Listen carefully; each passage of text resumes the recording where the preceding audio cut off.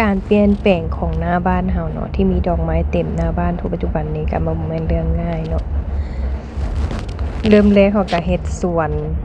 หน้าบ้านเริ่มเอานู่นนี่นั่นมาปลูกหาจันดอกไม้มาปลูกเนาะ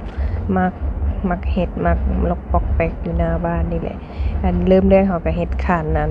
จะปลูกต้นดอกไม้คุณนายตื่นสวยเฮาก็จะมาป้องคันไว้ทุกอย่างเฮาลงมือเฮ็ดเองเบิดเลยเด้อบ่ได้จ้างไผมาจัดสวนจัดหยังให้เลยแล้วเฮาก็เฮ็ดเองมื้อละเล็กมื้อละน้อยเวลาช่วงเช้า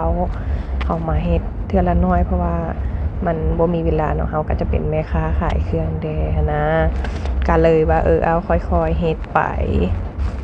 หน้าตาเริ่มแรกของเฮาก็จะประมาณนี้แหละเฮาก็จะสั่งซื้อกิ่งพันธุ์นั้นคุณนายตื่นสายนี้เฮาสั่งมาเองเลยจ้ะสั่งมาจากไทยมาเขาก็ตัดเลยนี่แหละบ่ฮู้ว่าเขาปลูกกันจังไดแต่ว่าเขาทุกอย่างข้อมูลอิหยังต่างๆที่เริ่มเฮ็ดเขาก็ศึกษาเองเบิ่งใน YouTube Facebook ไปว่าเขาปลูกกันแนวใดข้อมูลแล้วเขาก็จะมาจัดการเองก็คือเห็นเนี่ย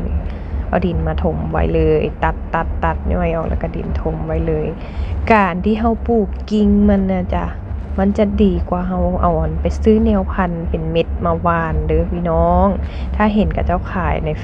Facebook ที่เป็นแนวพันธุ์นี่หยังนั้นนะ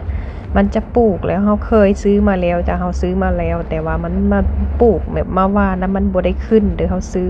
ก็เลยตัดสินใจซื้อเป็นแนวพันธุ์เป็นกิ่งพันธุ์แบบนี้มาเลยจ้ะมันก็จะขึ้นดีกว่าเฮาปลูกต้นไม้แล้วเพื่อเสริม accessory เฮาก็สร้างเป็นโครงประตูหัวมาเลยจ้ะสร้างมาประกอบเข้ากันแล้วเขาก็จะมาตั้งเป็นอันประตูโค้งอยากให้เป็นโมเมนต์แบบมีอันประตูหัวอย่างงามๆแบบนี้เนาะเขาก็เลยสร้างมาใจบ่ต้องห่วงเลยแต่ละมือเฮ็ดเวียกมีผู้ช่วยเต็มเลยผู้ช่วย3 ขวบเด้อ3 ปีอยากเฮ็ดหยังเบิดทุกอย่างอยากเฮ็ดนำแม่เบิดเลยประกอบแล้วซุ้มประตูโค้งของเฮาก็จะได้ประมาณนี้มันก็จะเป็นสีเรียบๆเป็นทรงแบบคล้ายๆอยู่สวนดอกไม้แบบยุโรป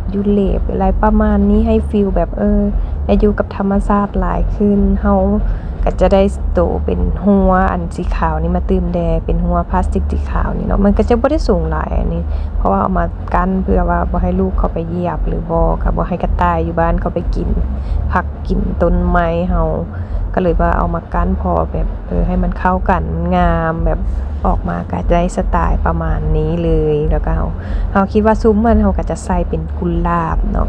เอากุหลาบมาปลูกใส่ทั้งแก่2ด้านเป็นกุหลาบเลื้อยเดี๋ยวจะเบิ่งว่าอนาคตมันจะได้ขึ้นหลายสำใดและดอกไม้ของเฮาที่ได้มาก็โอ้ยงามตื่นเช้ามา8-9 โมงน้องก็เริ่มบานเลยจ้าอยู่ทางในสวนก็ปลูกเป็นพวกผักมีซีซอมดอกไม้หรือสลกสาลีอีหยังที่เฮาอยากจะปลูกก็ปลูกไปเลยเดี๋ยวตอนนี้กำลังเคลียร์สวนอยู่ช่วงนี้ฝนตกหลายเนาะมันหกเคลียร์เดี๋ยวเพื่อหน้าหนาว